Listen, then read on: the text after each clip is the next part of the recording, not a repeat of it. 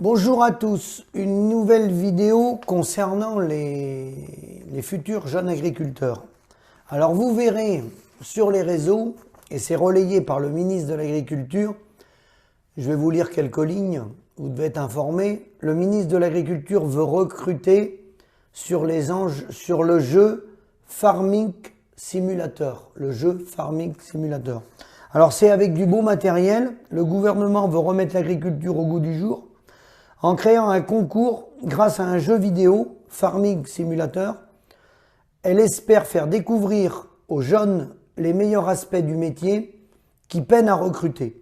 Donc, il y a beaucoup de lignes, il parle du bien-être animal, tout ça. Alors, on est tous passés par là quand on était jeunes, et c'est normal, hein, c'est humain.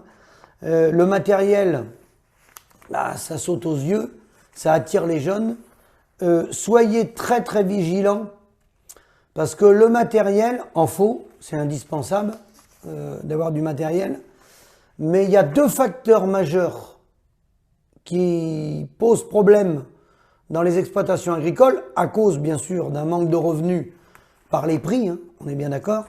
Mais les deux postes qu'on retrouve dans quasi toutes les exploitations, mis à part des cas particuliers qui ont acheté le foncier à des prix relativement importants, c'est la dépense d'aliments et les charges de matériel. C'est ces deux postes-là qui plombent les exploitations.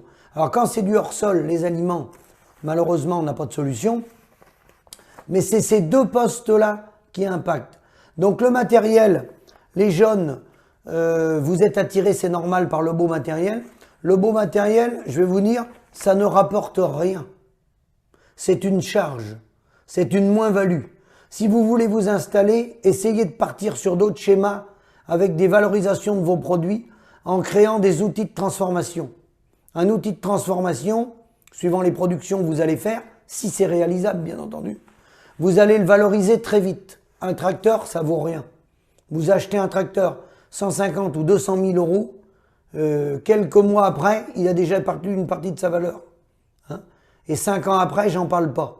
Le matériel, ça rapporte à celui qui le vend et à celui qui l'entretient et qui vous vend les pièces. Surtout que maintenant, il faut la valise électronique pour se faire dépanner, donc tout le circuit est verrouillé. C'est exactement comme les robots de traite et tout le reste, ça. Donc, je dis pas qu'en faut pas, c'est un confort de travail, mais il faut être très modéré sur la question, parce que c'est surtout bien ça qui va vous ruiner. Alors, le but du jeu, de tout ça, c'est de réinstaller des petits soldats au combat parce que les troupes quittent le navire. Donc ne vous faites pas piéger. Moi, le conseil que je vous donne surtout, investissez le moins possible. Investissez le moins possible. Et si vous voulez prendre des précautions, une ferme, au lieu de l'acheter, vous la louez. Vous la louez et vous allez voir tout de suite, au bout d'un exercice ou deux comptable, si vous sortez un EBE ou pas.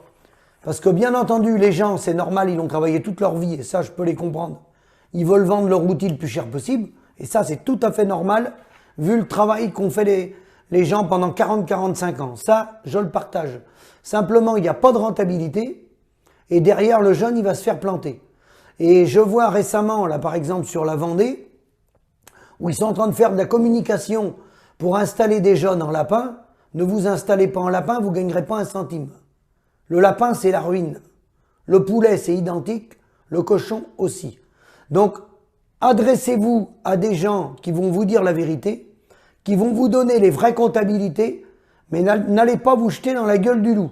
Sachant que les centres de gestion, une partie, pas toutes, mais une partie des chambres d'agriculture et le réseau financier bancaire est de mèche dans le système.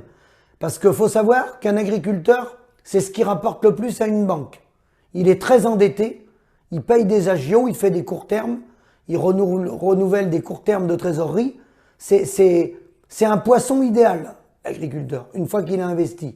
Il va travailler 7 jours sur 7, il n'est jamais en arrêt maladie, il ne se met jamais en grève. C'est un idéal pour le réseau bancaire et pour tous ceux qui tournent autour. Chambre d'agriculture, centre de gestion, les gens qui vendent des produits, c'est vraiment l'homme idéal ou la femme idéale. L'agriculteur qui va s'installer et surtout qui va beaucoup investir. Si vous investissez pas beaucoup, automatiquement vous êtes maître de votre outil Et éventuellement, si vous décidez de changer de métier, vous pouvez changer de métier parce que vous aurez peu d'investissement.